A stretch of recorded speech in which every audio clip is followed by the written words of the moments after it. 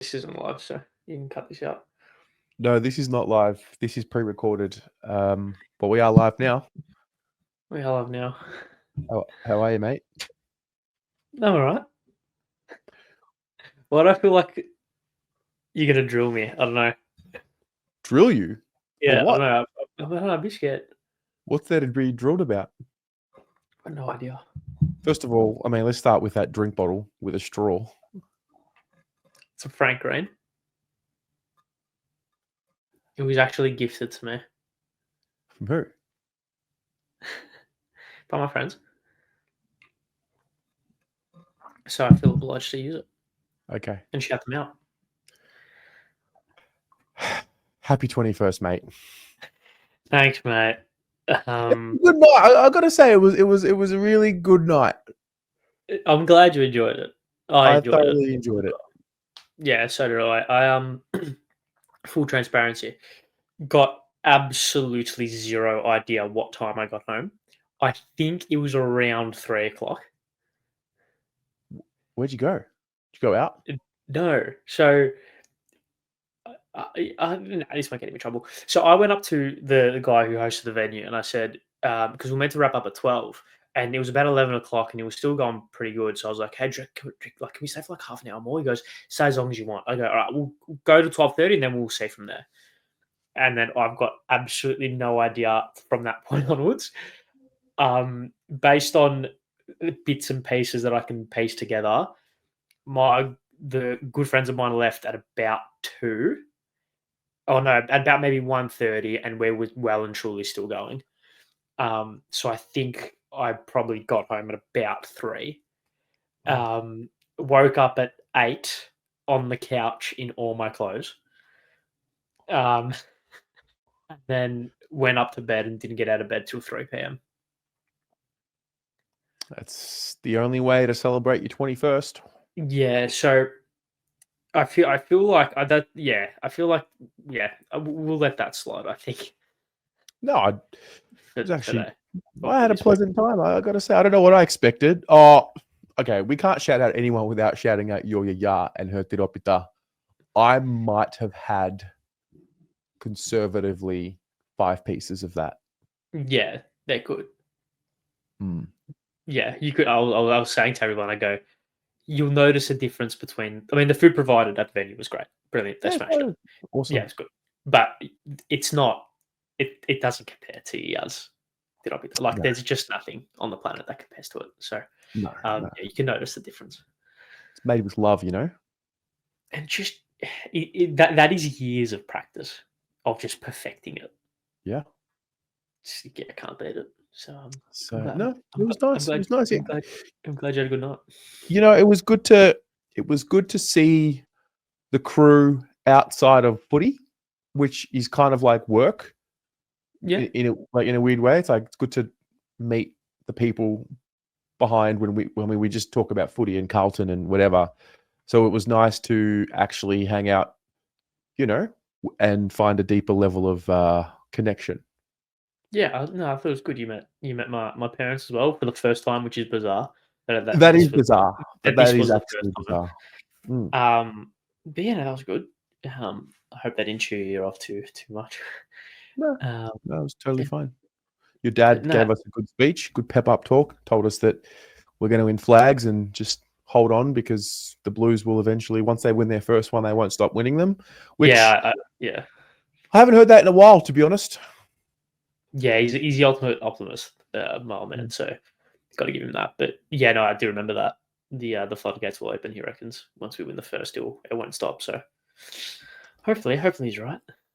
He's right about a lot of things, and hopefully this is another thing. Yeah, guess what I did with the tips this week? What?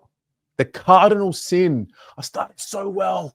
You and I had the two opposite tips for the first 2 games, and I caught you. Yeah. I caught up to you, and then I tipped the Swans, and then I changed it to the Giants because I thought, I know you tipped the Giants. I was like, I just want to hold the lead, so I changed my tip. I don't get too cute tipping the Swans. Just go with your gut. I don't ever think these tips. I just tip with my gut, and the tipping with my gut cost me 3 out of 8 this round. So So Maybe I what should. did you tip for the round? 5? No, 3. You tipped 3 for the round? Yep. So I So tipped. where are you I, now in the tipped, leaderboard? I don't know, but I tipped North, Freo, Carlton, Collingwood, Giants, Suns. So I got Hawthorn right, Melbourne right, and the Dogs right. Interesting. So for the You round, yeah, are I'm 197th now. I've tanked. wow. Yeah. Do you know who hasn't tanked? Who? Well, sorry. She did tank. I'm looking at it now, although it's still equal first. True. So we're talking about Liv Morrow, who has been the leader for a couple of weeks now, who is Rocco's daughter. Now, Methodical Flame, who was second, has now gone to first. So we have an equal first, sort of. There's 2 tips. There's like the margin. Yeah. But no, so, I feel like 54 tips at this stage is great. yeah. That's really good. Where are you? I'm 163rd. Interesting. Yeah, I really can't believe how much I've just messed with I just got to go with my initial tips and just stick with it. I'm only 2 behind you. That's catchable. So dinner at Nobu on you. How good. And you're going to shave your head. Oh, God. Dinner at Nobu and I'm going to shave my head. No, one or the other. I think end of year, whoever wins gets shouted a big, massive, dinner meal. Okay, we'll see. We'll see.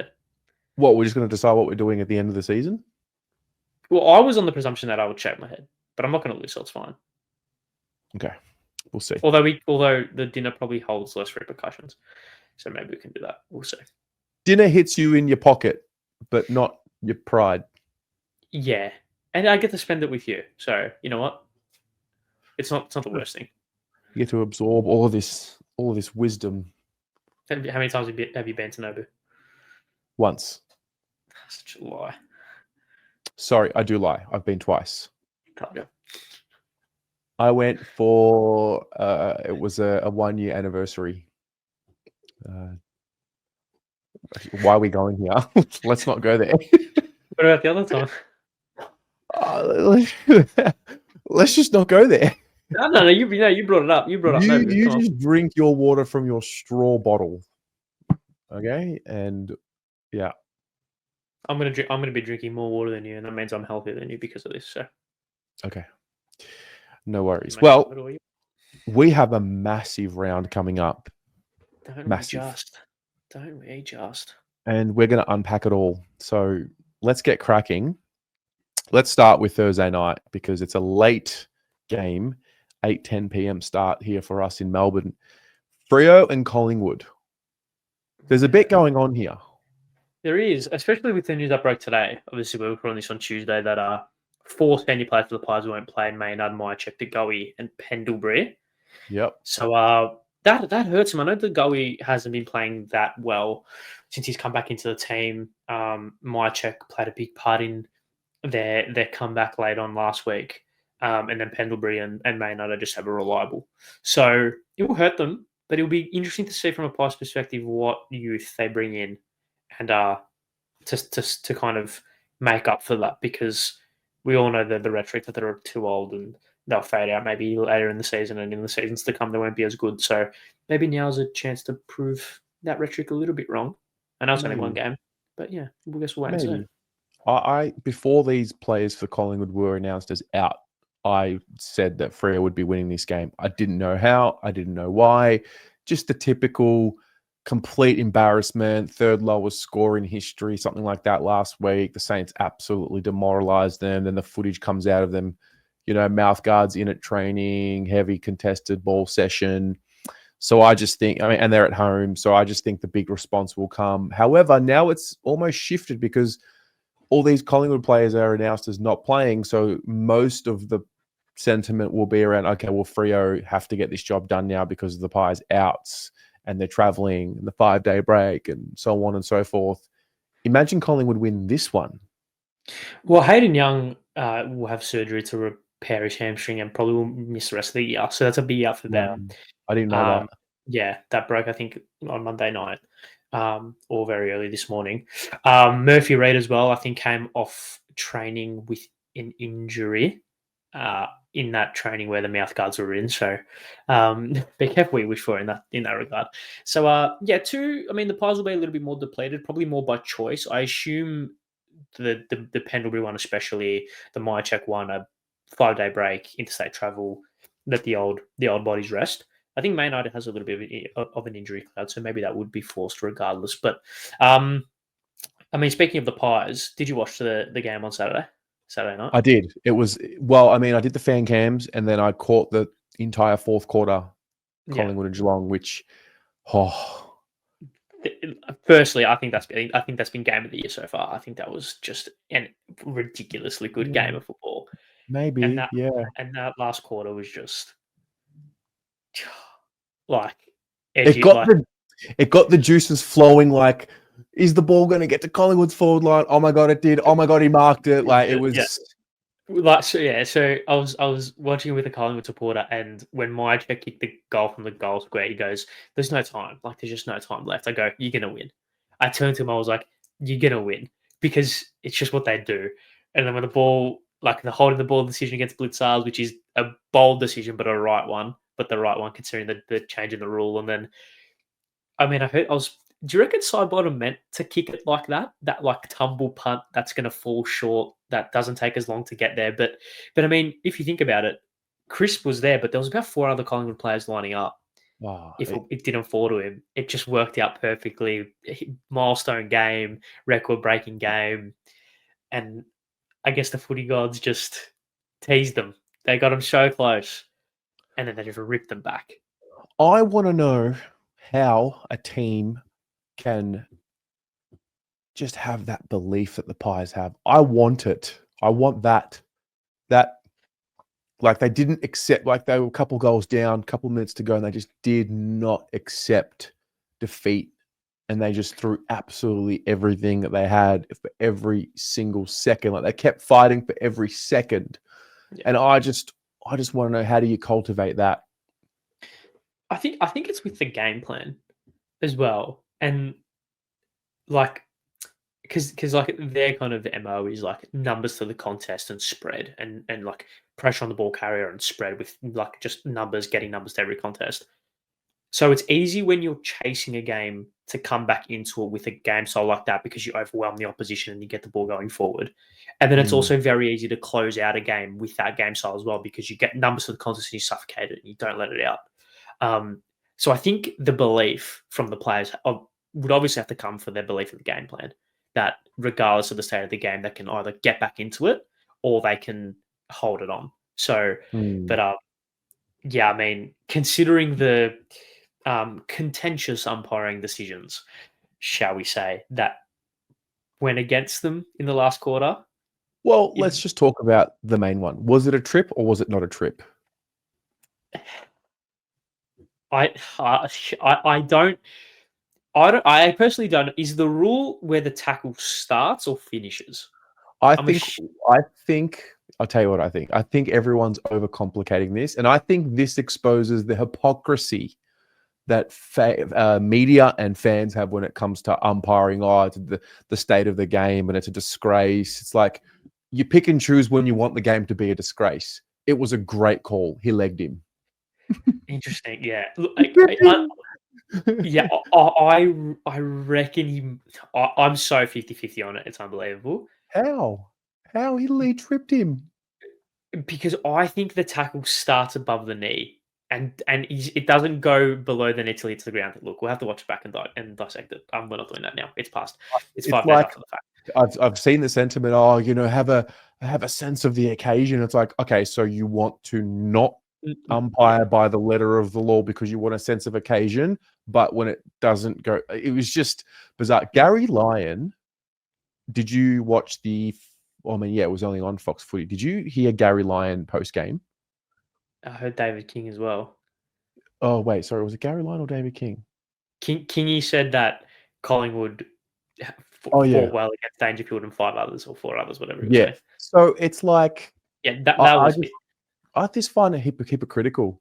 Like, we complain about the state of the game and the umpiring all the time, and then we want them to not call the call by the letter of the law because we want them to have a sense of occasion. And I just think we're overcomplicating it at times. He legged him. It was unlucky and it was unfortunate. And Bobby Hill's a star. And like, I know that some people hear things like what I've just said and think I'm trying to criticize Bobby Hill. Like, no, he just didn't get it right in the moment. If he started the tackle a little higher, maybe, but like the body legs him. He trips him. He legs him. And I just think it was a great call. And we are quick to jump on umpiring decisions, which we don't like. But when the right one is made, we just refuse to accept it. I don't know. Yeah, fair. Yeah, no, fair enough. I totally agree with the play the occasion. You pay However, you pay them when they're there for the free kicks. I totally agree. Yeah. What about Blitzarves? Did he lie? That's the one that I think is the contentious one. That's the contentious one for sure. Yeah, because that one I think. Look, how good are the cameras? Because he said in the interview that he thought he touched it, felt it, and then looked at the vision and goes, "Oh my god, it looks like I haven't touched it." Yeah. Is that the best lie that you can say, which is kind of absolving yourself from responsibility, or does he truly think that he touched it? Now that is what I thought would be the biggest talking point, because yeah, it's basically gone to his word against the others. And look, at the end of the day, the umpire calls touched and it was inconclusive. Is that right? Yeah.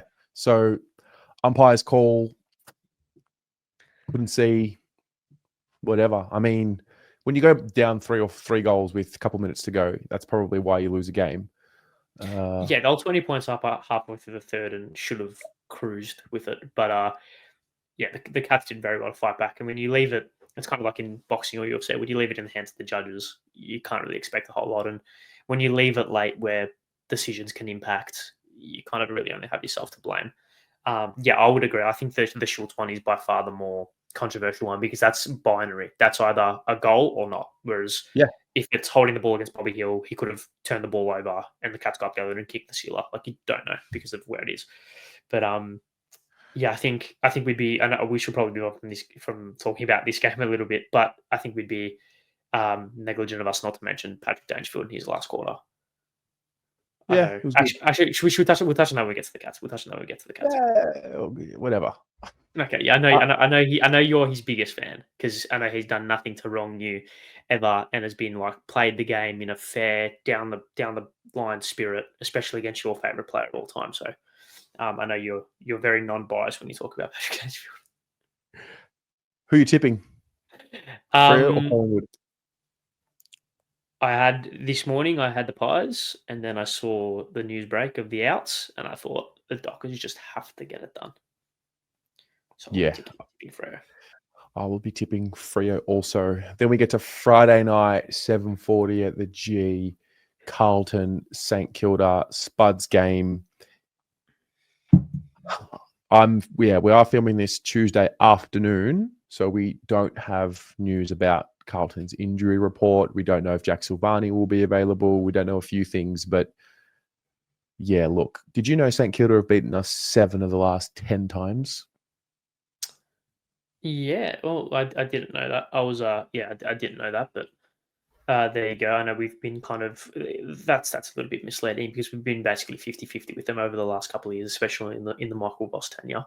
So obviously we've only beaten them once, twice under Vossi. Oh, sorry, not under Vossi. So I'm thinking since 2021. Last 5 months. Do you remember the 3 times we've beaten them in the last 10? Do you remember the games? In the last 10? Yeah. So we've beaten them 3 times in our last 10 matchups. Yeah. 19, 21, 23, yeah. Yeah. Wow, 19, I still remember it. I still remember the Raw. Well, that was the last time we played them at the G.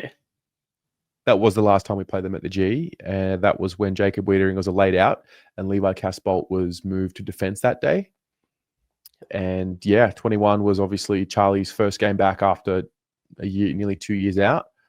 And then, obviously 23 was the game at Marvel where the Saints had 51 tackles or something like that at halftime, and we finally cracked them at the end. So does the G... It was a good game. I think that's the most underrated game of that patch. that we had in the Yeah. back end of 23. I think that game was like ridiculous. That last quarter's unreal. But yeah, carry on. Yeah. So, yeah, how do you feel as a okay? Let's unpack first of all. Carlton, the fuck was that last week? Yeah, it was a horrendous watch, especially when you were hungover like myself. But Is that the worst performance of the year? It has to be, right?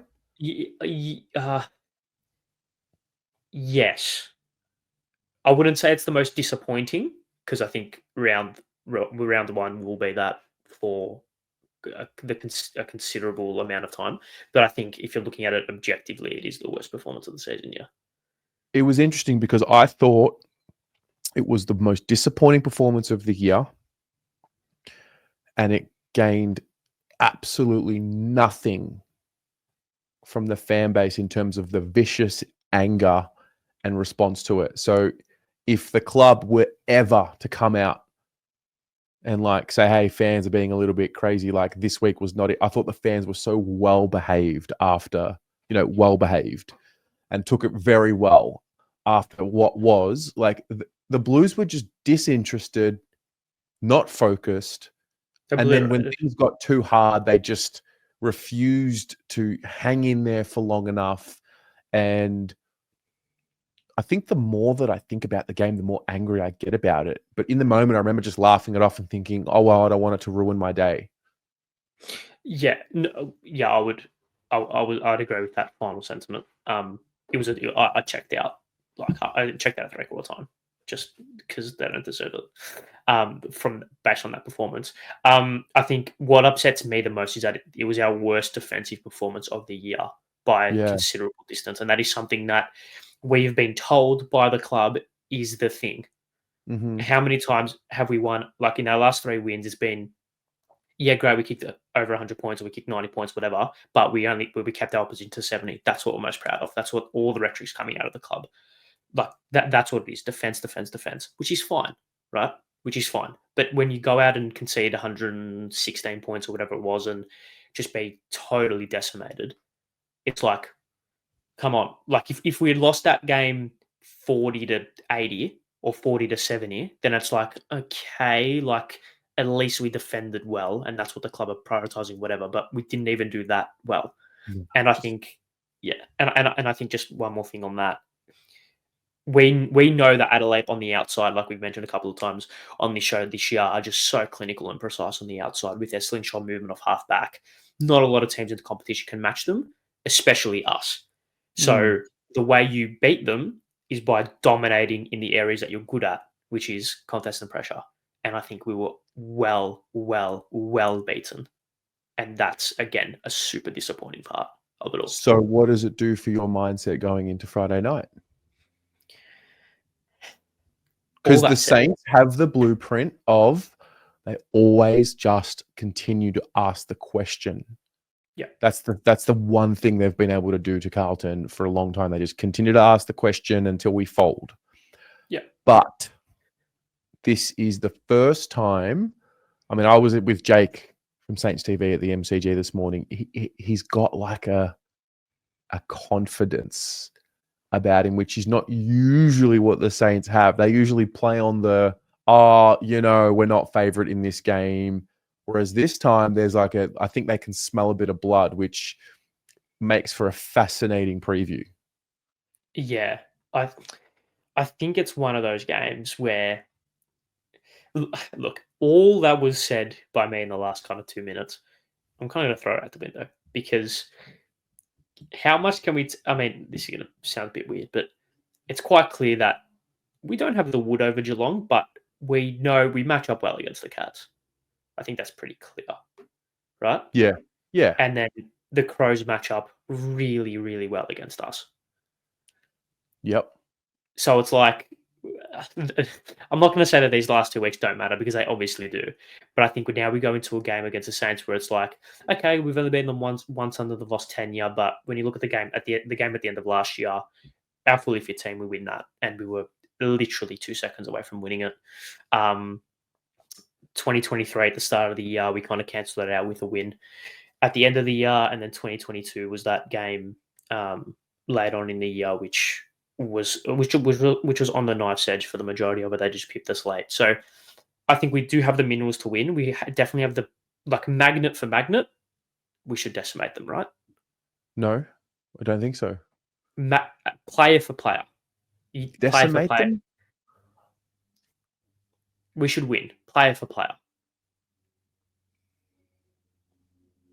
Come on. Come on. Well, I just think they match up well against our stars. That's fine. That's fine. I'm talking player for player. Forget about tactics, systems, structures, whatever. I think player for player, we're better than them and should win. But football's not why is it now? Why is it now player for player when for the entire season it's been system v system? No, that's not what I'm saying. That's actually kind of what I am saying in the sense of player for player, we should beat them. So it's like the focus is on the coaching, on the coaches and the coaching staff and the system and the structure to get the best out of our player for player advantage, which is something that we haven't done consistently enough this year. And I think is the biggest question mark on the club as a whole right now. Yeah, I have concerns. I have concerns about this week. I think the G factor helps us. I just think based on the fact that the Saints have only played there 5 times in 2.5 years, they've only won twice there in the last 2.5 years. I think that just helps us, just based on the fact that we play the ground and we probably play it well. So I think that does help us. I think, I'm confident. I think we will win. I don't know if it's going to be. I don't know if it's going to be convincing or if we're going to scrape over the line. I don't see them doing what they did last week. I don't see them rocking up Friday night MCG looking as disinterested as what they did, as what they at least looked like they did. They better not. They better not, because I just see this game as a bit of a knife's edge situation again, in that a win. Well, we're not back if we win, but it's a necessary win. A loss and it's hell, vicious venom from the fan base. So I've also done the ladder predictor. Right. Already. Yes. I just thought, now this is a game that I'm penciling in like as a win. I've found a way to get Carlton to 13 wins. Interesting. So how many have we got so far? 3?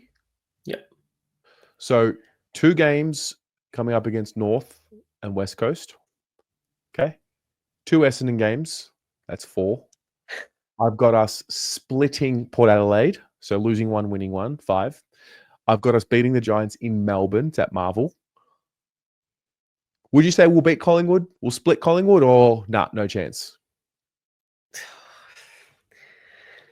Mine leans towards no. But okay, fine. Would we split Hawthorn? Can we beat them the next time we play them?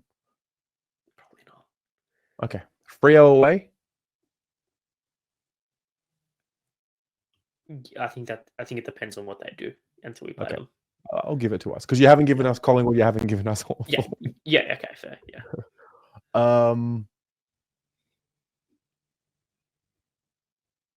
I've gone blank. The Swans at the SCG. Yeah. Can we do that? I mean, we're really projecting, but there'll probably be no Lewis Melican, so you would assume that our tours could get a hold of them. But there's 8. Who knows?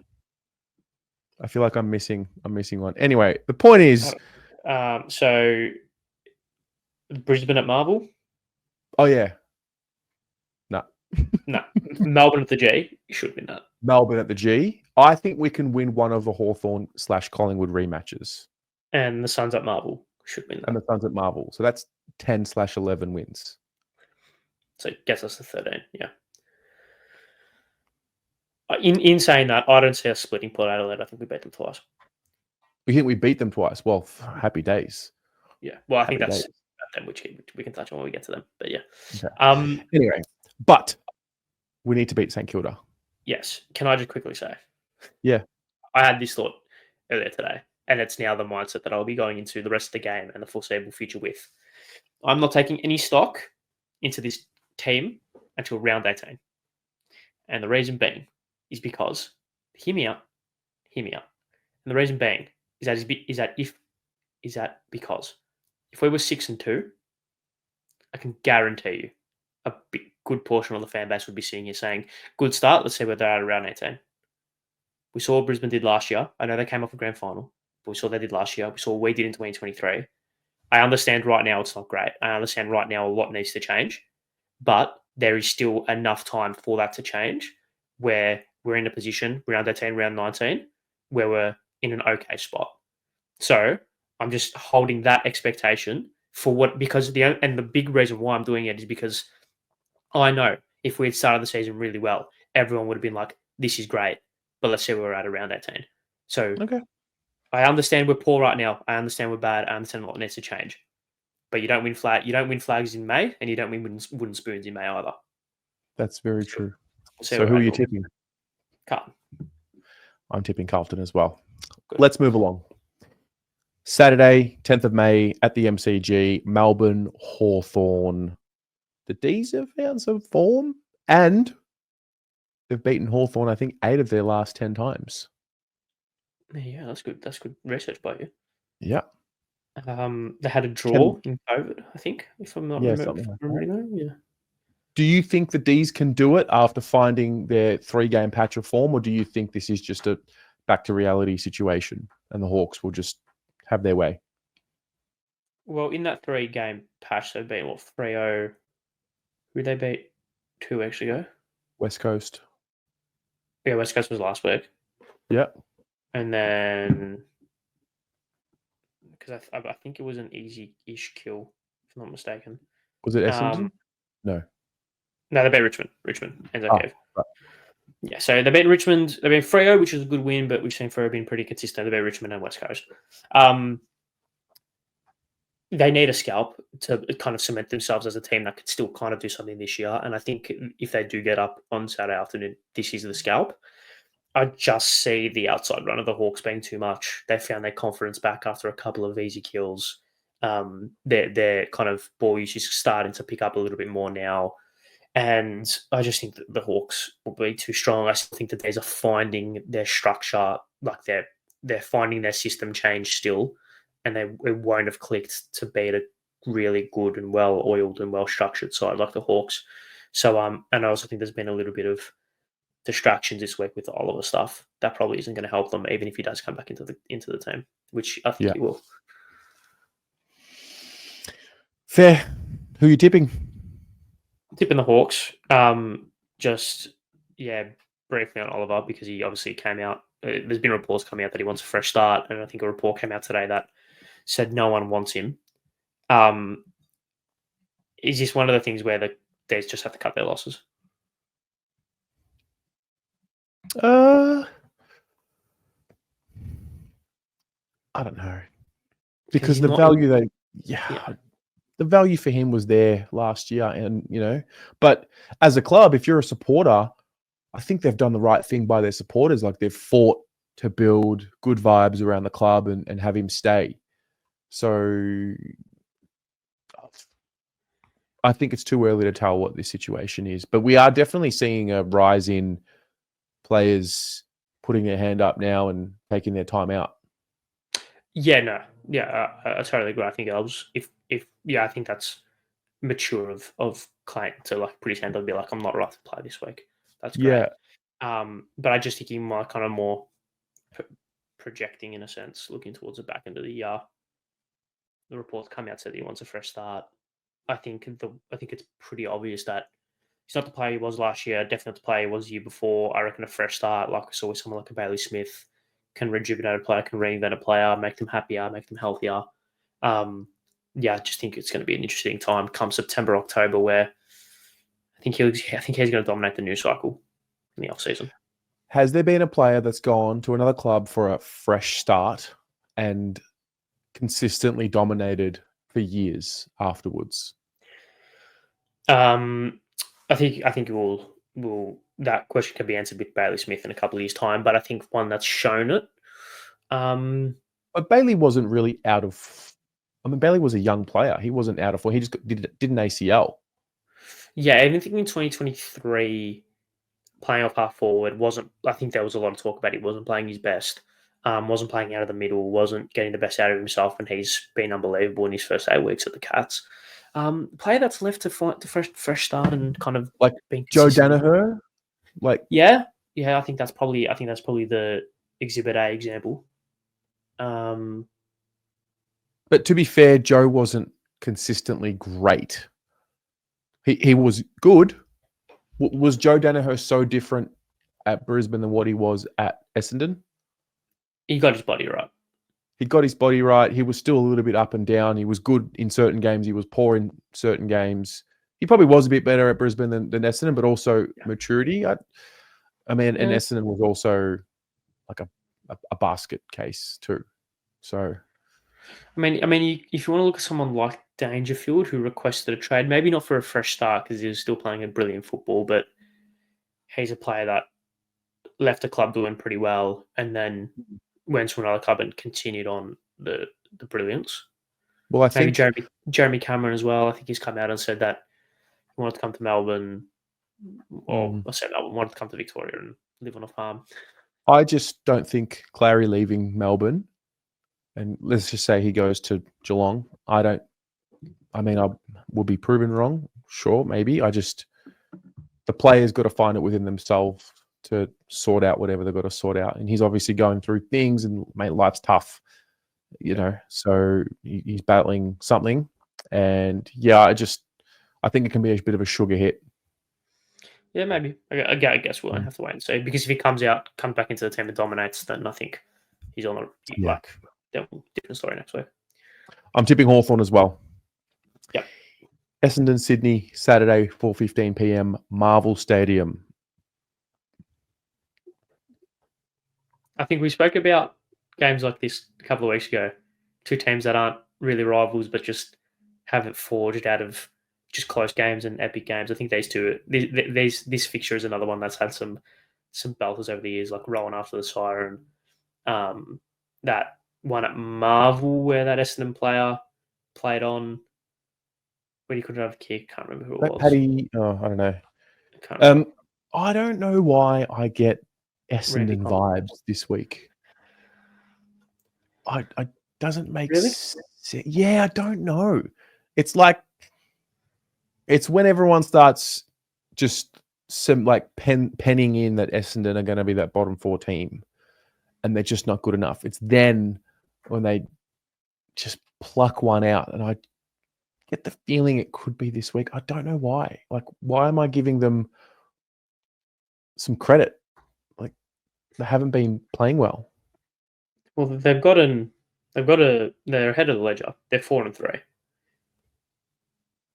So you got to give them credit for that. Granted, their wins have come against North, West Coast, Melbourne, Port. To be fair, could I just say that was one of the most. If you're an Essendon fan watching that win against North, that would have been painful. Yeah, not an amazing win, put it that way. Yeah. Not an amazing win. I feel, and this is tricky because you don't want to bully players, but I watched Ben Mackay pretty closely because I had him in my Draft Stars team. He is a shell of the player he was in his first year at the Bombers. It's amazing what confidence can do to a player. He is not moving. I mean, Larky didn't exactly get off the leash, and maybe that's enough to say that he did his job. But yeah, Ben is fumbly. He is not confident. He doesn't even want to touch the ball.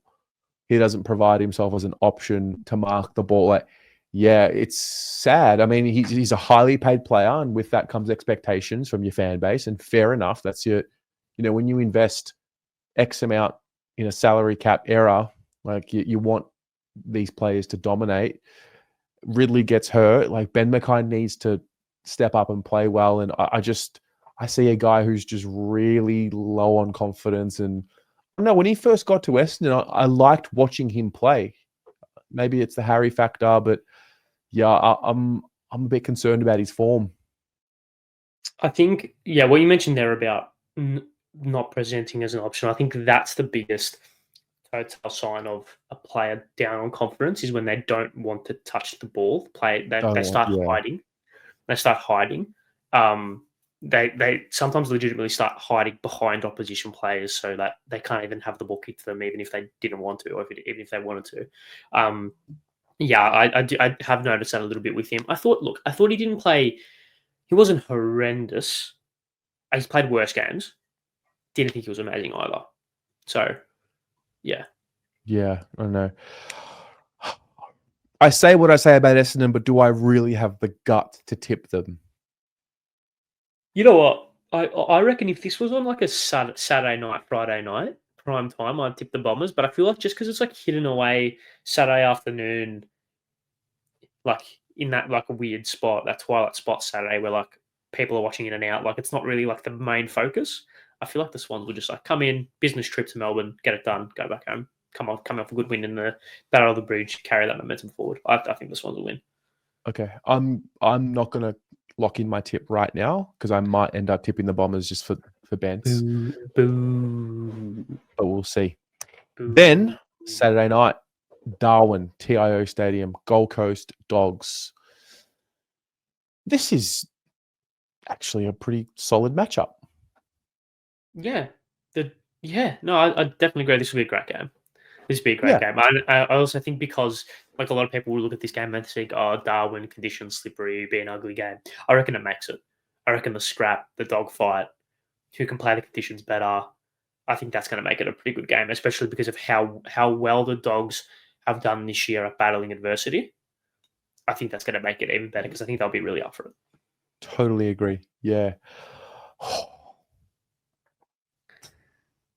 Got no reason to tip against the Western Bulldogs, but I think I will. I think I will tip Gold Coast to respond.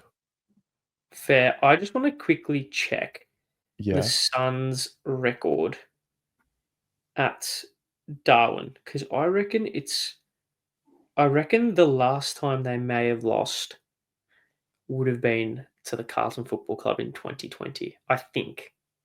Let me just quickly check that. I don't know is it Marara Oval? Yeah. So the last time they lost in Darwin was 2020 against the Blues. Since then, they won 6 in a row, There you go. That was the night the including Blues were back. yes, including a 7-point win over the Dogs in 2023. I think the Suns in a thriller, personally. I would tend to agree. I think the Suns will get up. Let's move along because later that night, late games, 8:10 p.m. Adelaide Oval, Port Adelaide, the showdown. You and I got to see firsthand the Adelaide Crows back in form on their home deck. This is technically a Port Adelaide home game, but I mean, yeah. How do you see this matchup? Your boys, mate? Can you give us a diagnosis on your boys because they're just? What's It going seems on like they're here? breaking points shorter than ever this year under Ken. They seem. I don't want to say that they give up, but they didn't fight for very long on Saturday afternoon against the Dogs. So you essentially are saying that they gave up. Never said that. I said they stopped fighting early. You just redefined what giving up means. Mate, take my word for what it is, okay? Don't put words in my mouth. Okay. What is going on with Port? I don't know. I watched them last week. I watched it, and who knows? There's so many factors in this game. Yeah, because this is the last week wasn't the first time they have been spanked this year. Pies in round one or round two, round one. The Yeah. Pies in round one showed their class against them pretty emphatically. Two 90-point losses in the first 8 rounds of the season. That's bad. That's very bad. Yeah. I'm really struggling to know, is this bounce back territory for Port? Well, I mean, let me quickly check They're so obviously the game after they lost to the Pies by 90, they went out the next week and slammed 140 and beat the Tigers by 72. Yeah. So granted, it's against the Tigers. The Crows are a much better outfit than the Tigers, so I guess we can't really take a whole lot of stock into that. And I mean, look, we sit here and say that they're breaking points. Like I'm sitting here saying that they're breaking points shorter than ever, but they were 70-0 up against the Hawks or whatever it was. True. So they're probably the biggest case of their ceiling is unbelievable, but their floor. I mean, we think that we're bad with that as Carlton. Like our ceiling is amazing, but our Yeah. floor's pretty poor as well. I think their gaps are biggest in the comp because I agree. their first half against the Hawks was electrifying. 12 goals, 7 to 3 goals, 2 at halftime, and then 90-point loss in Ballarat where they kicked 2 goals in the quarter and conceded 2 goals in the second half and conceded 12. I'll tell you what the issue is. My man Trav Boak hasn't been playing. Yep, they are so right. 90-point turnaround, Travis Boak. That's what they call him. No, it's about, senior leadership, seeing a guy get the best out of himself, and, one domino leads to another. Okay. Do you think Port will be switched on and locked in for this game? You'd hope. No. Like, do you, yes or no? For at least the first half, I think. Okay, fair.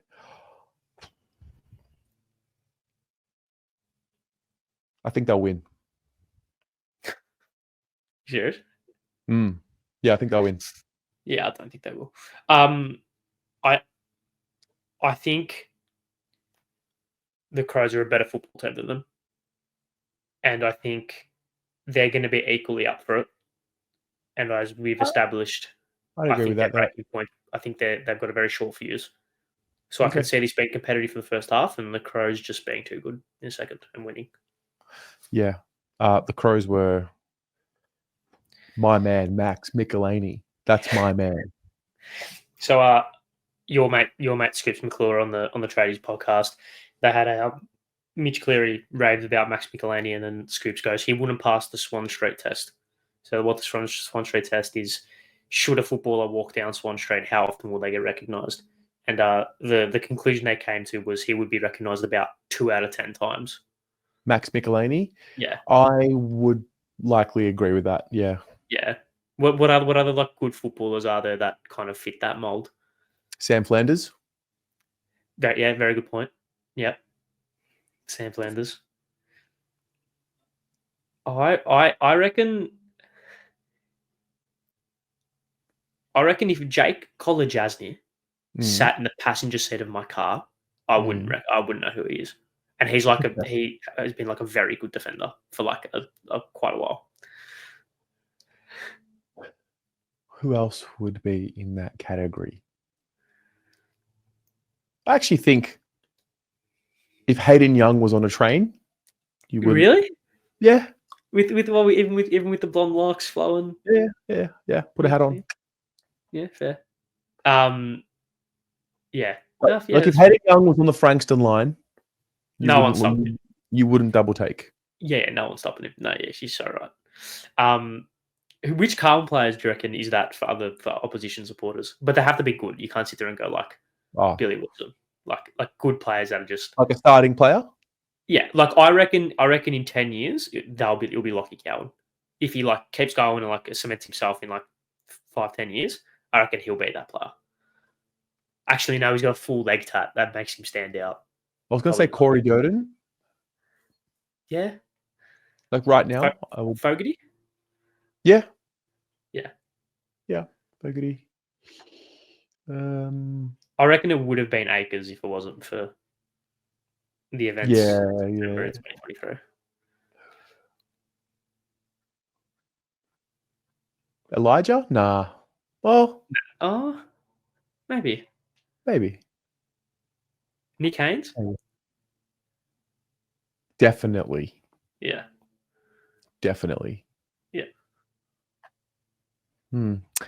Anyway, you're tipping the Crows. I think I'm going to tip Port Adelaide.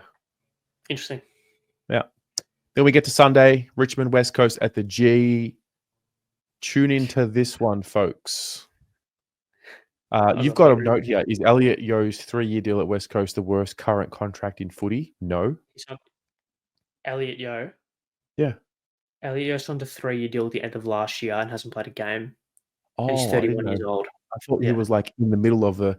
I No. think Carlton have 2 to 3 of the worst contracts in the last 5 years. Name them. I think Zach Williams has been an awful contract from a business standpoint. Love Zach, but not worth what he is paid based on the output. Okay, yeah. And this is not a personal I'll attack. counter that. I'll counter that once you finish the other two, but yeah. Yeah, this is not a personal attack at Zach at all. And I think Mitch McGovern is another one of the worst contracts in terms of business output investment. And again, not a personal attack, purely on performance. Okay.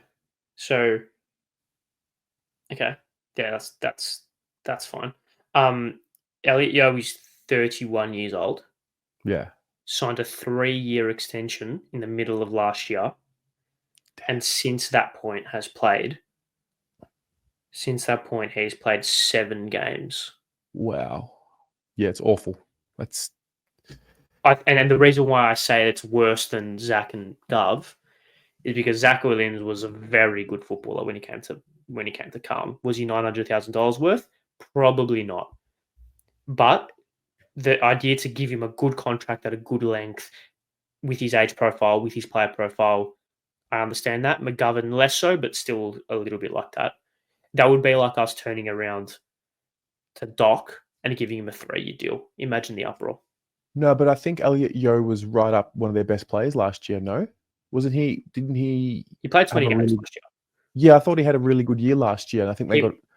Yeah, Yeah. but I don't understand the 3-year deal. No, I agree. I just think it's different to Doc completely because he was one of, if not their best players last year, and they wanted to like keep him around, senior leadership, that sort of thing. But the reality is, yeah, like he's been injured and it's been terrible. And I didn't know he signed a 3-year deal last year, but yeah. I think he's also earning $1.3 million this year and hasn't played a game. Do you buy into the Harley Reid he's checked out conversation? I find it to answer your question, no. I do find it very bizarre that it's being pushed as a narrative by the mainstream. I find that quite bizarre. Yeah, it's almost like they're prodding for Harley Reid to leave. It's almost like the media are prodding a young superstar to leave WA and come to Victoria in what would be one of the biggest trade news stories in the last 20 years. I wonder why the media would want that. Hmm. It's bizarre, isn't it? Who are you tipping? Richmond. Yes. Yeah, Richmond. Okay, fair. Then Geelong GWS at GMHBA 3:20 on the 11th, which is Sunday. Yeah. You Now we can talk about your favourite footballer to ever play the game, Patrick Dangerfield. What about him? Just how good he was in that last quarter on Saturday. 13 disposals, 1 goal, 5 scoring involvements, 10 contested touches at 35 years old. Elite. Absolutely Ridiculous. elite. Ridiculous footballer. He was great. And the Cats are just great too. They just... Yeah. How long? Yeah. So jealous. I'm glad we beat them. This is the thing with the Cats. They were on like a 50-year premiership drought or whatever it was. Maybe not 50. Was it? I don't know. They had one, like Gary Ablett Senior never won one, so it was for a while. And then all of a sudden, one game against Richmond at Marvel in 2007 where they win by 150 points, and all of a sudden the entire club turns around. Yeah. It's just, and they had, I don't know. I can't find the words for it. Yeah. I mean, Geelong in Geelong, I'm rarely going to tip against them in Geelong. Now, I know I'm GWS's biggest fan, but They've been pretty pox this year, haven't they? You have labelled them here as frauds. Have I? The reason why I said that is because I think they are such. I don't want to like they are such a good team when it's on their terms. When They're they can get Carlton. that. No, they're way better than us. When their ceiling is just so far above us, above ours.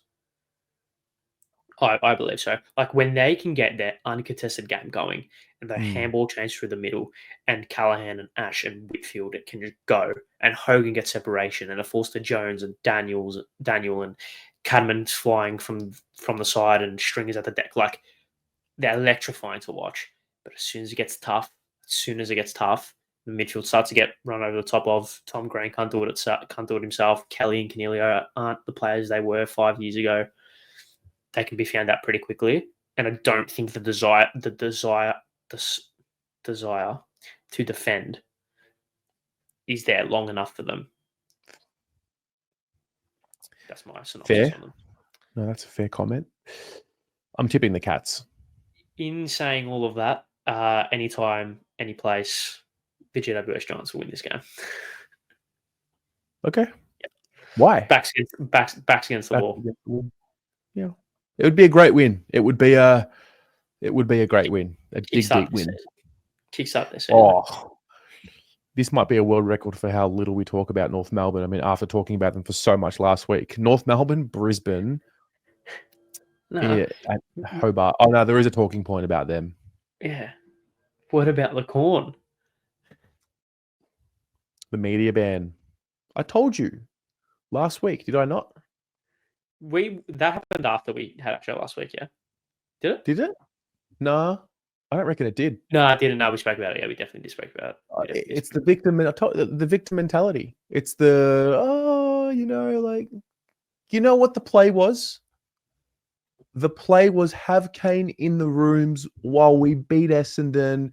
We all shut up and we let our performances do the talking. And yeah, I actually found myself barracking for North at the end of last.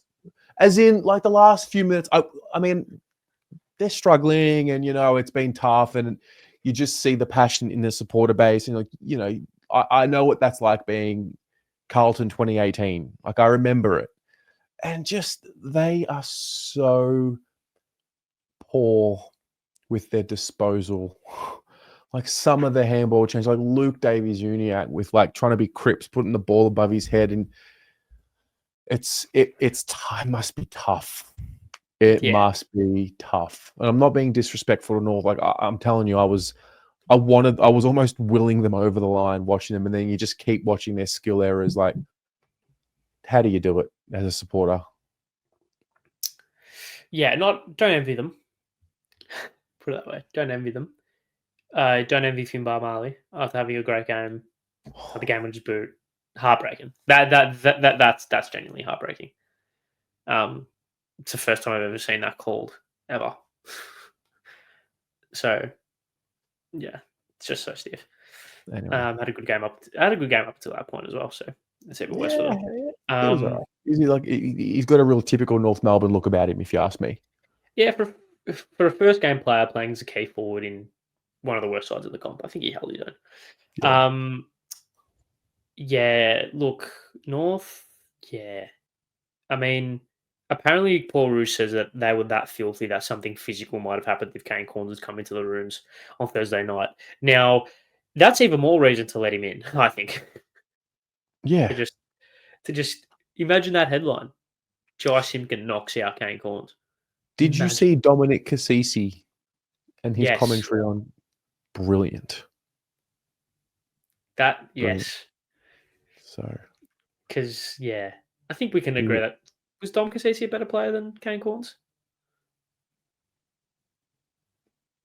The two players just in their primes were before my time, so I can't. Yeah, I think. I mean, he captained the club.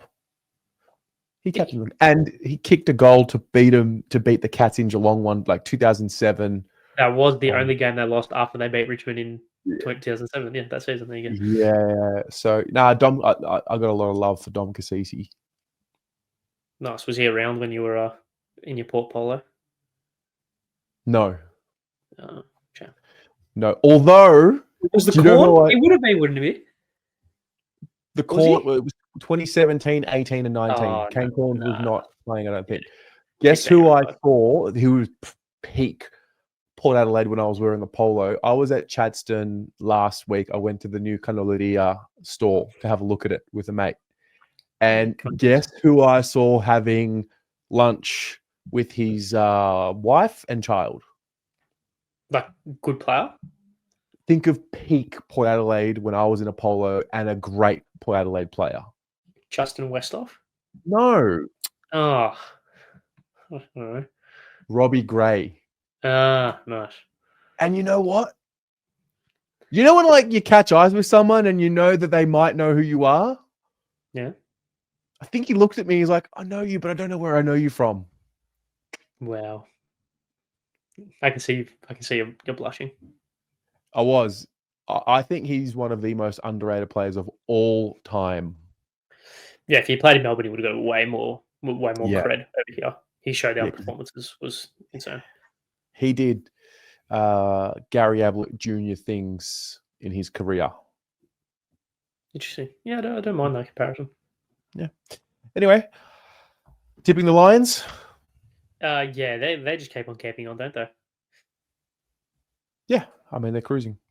Probably I one think of the most impressive teams after they've won the flag. Maybe Melbourne went 10-0 after they won the flag in 2021, I think. Yeah. Don't quote me on that. I don't know if they did. No, I think you're right. I I think so. Yeah. But yeah, they've been almighty impressive, haven't they? Mate, championship confidence. It's a thing.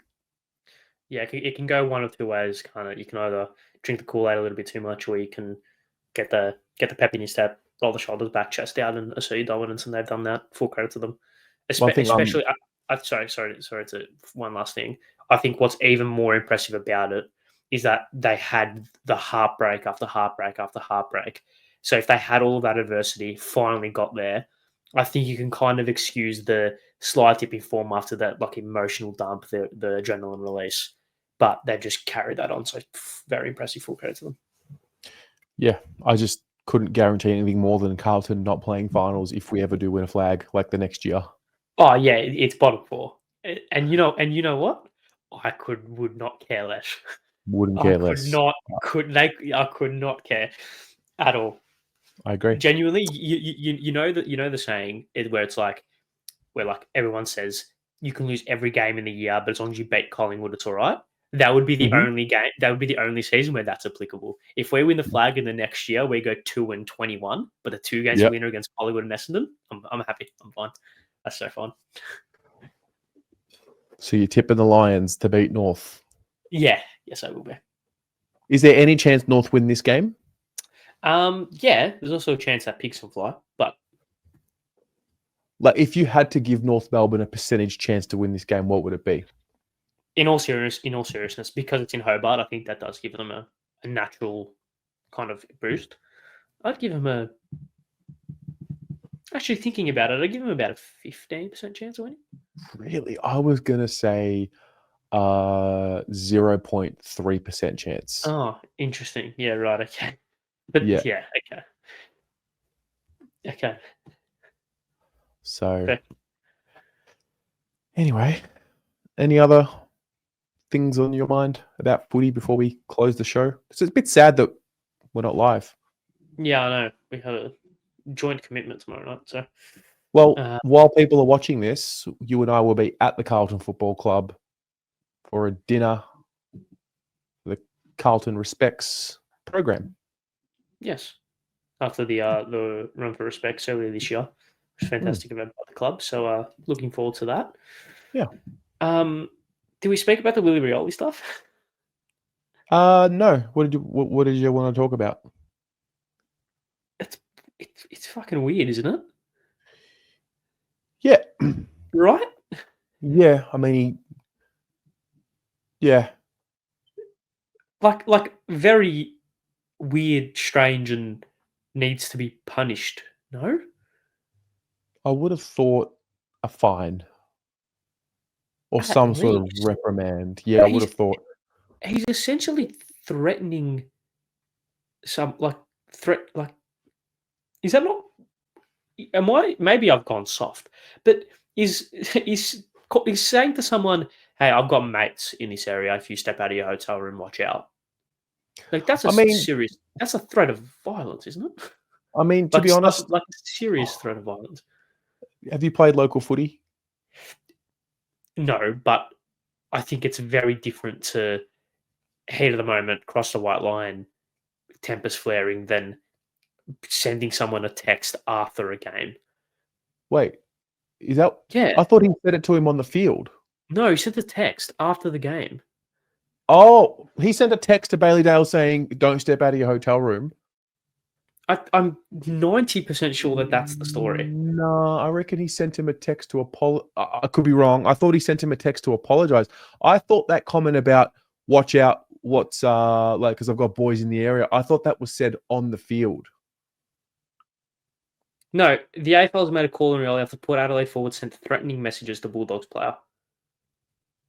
Okay, in that case, absolutely should be fined. Oh, wait, let me just. Yeah, in addition, Rioli's direct message to a teammate of Dale's was to the words of the effect of, "I have lots of mates in Northern Territory. He should be careful about leaving his hotel room in Darwin next week." So it was a text sent to another Bulldogs player. Okay. Yeah, I think that's a disappointing consequence. I think it's very disappointing. That's just like, I was like, what the hell? Like, why is everyone just like, and you just apologize and that's it, moved on, no punishment. Like, come on. You gotta be stronger than that, surely. Yeah. Anyway,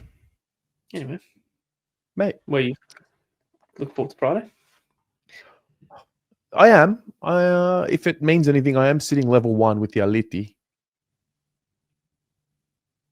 It doesn't mean anything. It does, because usually when I sit level 2, we lose this year. Actually, every time I've sat level 2 this year, we've lost, apart from North. Nice. Yeah, interesting. Look, I guess that's good, positive charm. So it's going to be a good game as well. Sparta game, an important game, important cause. Yep. I hope. Yeah, I know the Saints have like kind of moved this around over the last couple of years, but if they pick a team to keep it with, I hope it's us. At the MCG. Me too. MCG every year. That'd be good. Yeah. All right, ladies and gents. Thanks for tuning in. Go Blues. Go Blues.